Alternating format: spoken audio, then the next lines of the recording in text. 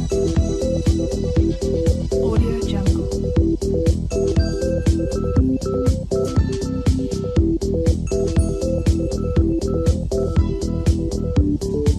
Audio Jungle. Audio Jungle.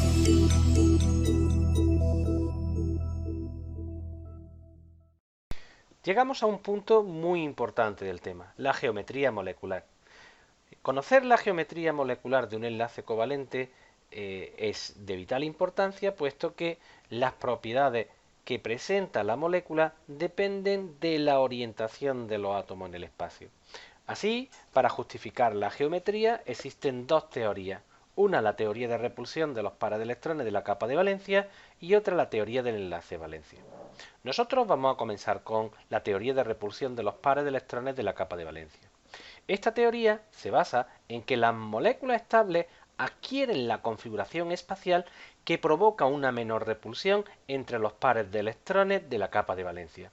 Por tanto, distingue dos tipos de electrones. Uno, los electrones no enlazantes o pares libres que no forman el enlace pero que ocupan un lugar en el espacio, y por otro lado, los pares de electrones enlazantes que son aquellos que realmente forman parte del enlace. Así, por ejemplo, para el amoníaco, nosotros podemos distinguir que el nitrógeno tiene dos pares de electrones no enlazantes en su estructura y tiene también tres pares de electrones enlazantes que lo unen con los átomos de hidrógeno que lo rodean. Cuando nosotros tenemos en cuenta este tipo de pares de electrones, debemos de recordar que la geometría de mínima repulsión implica conocer que los pares de enlace tienen menos repulsión que los pares libres. Esto va a determinar la geometría de la molécula, y según sea el número de pares de electrones alrededor de la molécula, vamos a concebir 6 tipos de geometrías básicas. Es muy importante recordar que en la teoría de repulsión de los pares de electrones de la capa de valencia, los enlaces múltiples son considerados como enlaces sencillos. De esta forma, las 6 geometrías que nosotros vamos a ver son geometría lineal, trigonal, tetraédrica, bipirámide trigonal, octaédrica y bipirámide pentagonal. Básicamente nosotros vamos a trabajar con la lineal, la trigonal y la tetraédrica.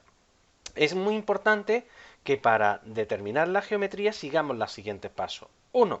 Dibujemos la estructura de Lewis de la molécula. Esto nos va a permitir poder determinar cuántos electrones tiene el átomo central, recordando que los enlaces dobles y triples cuentan con un único par. Y a partir de que tenemos conectados todos los electrones y sabemos cuáles son enlazantes y cuáles no enlazantes, podremos identificar la geometría ideal para esa estructura.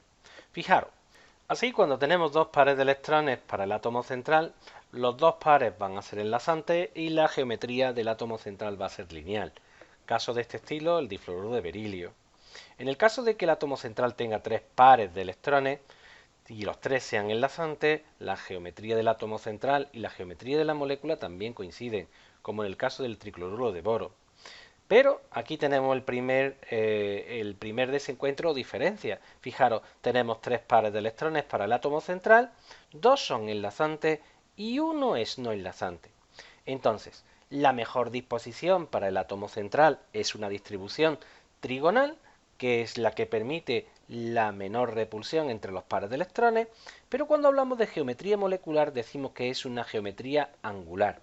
Y es que cuando tenemos en cuenta la geometría de la molécula, solo tenemos en cuenta la distribución de los átomos y no los pares de electrones. Es como si fueran invisibles.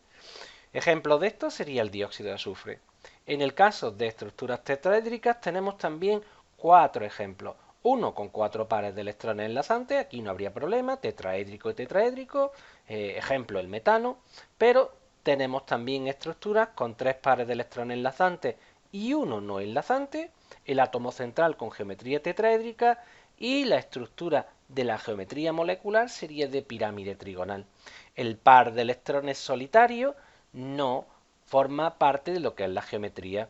Ejemplo, pues todos los compuestos del nitrógeno y del fósforo más comunes suelen adaptarse a este tipo de geometría molecular.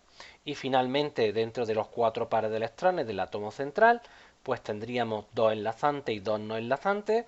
Geometría del átomo central, seguiríamos hablando de tetraédrica. Geometría de la molécula será angular. Esto lo que volvemos es a que los pares de electrones que forman parte de la molécula no los contabilizamos a la hora de hablar de la geometría molecular, solo nos centramos en los átomos que están unidos, por eso hablamos de que se trata de una molécula angular. Ejemplo más típico que va a aparecer montones de veces: el agua o el sulfuro de hidrógeno. Finalmente tenemos otra geometría con 5 pares de electrones enlazantes, en el caso del pentacloruro de fósforo, que sería una bipirámide trigonal, y en el caso de 6 pares de electrones octaédrica para el hexafluoruro de azufre. No suelen ser moléculas que aparezcan de forma habitual en las pruebas de Pebau, pero que es importante que las conozcamos, puesto que después estaremos mejor preparados para unos cursos de química general. Para finalizar, me gustaría repasar algunos de estos conceptos con esta pequeña animación. Fijaros cómo cuando yo muevo la distribución, los pares de electrones intentan alejarse lo más posible para tener la menor repulsión entre ellos. Esta es una molécula lineal, la geometría molecular del electrón es también lineal. Fijaros que en el momento que yo añado una nueva unión ya tendríamos trigonal plana. Si cambiamos esta estructura por un par de electrones, como podéis observar, pues el átomo central tendrá una geometría trigonal plana, como estáis viendo. Sin embargo, la molécula será angular. Podemos eliminar el par de electrones y meter un enlace múltiple, y lo que quería que vierais es que desde el punto de vista de la teoría de la repulsión de los pares de electrones, los dobles enlaces contribuyen como uno solo. Quitando este y añadiendo un par de ellos más, vemos muy bien la geometría tetraédrica, y lo que para mí sería importante es ir sustituyendo con los pares de electrones para que veamos por qué se ve la pirámide, y finalmente, si cambiamos un átomo y añadimos dos, tendríamos la misma distribución que tendríamos en la molécula de agua.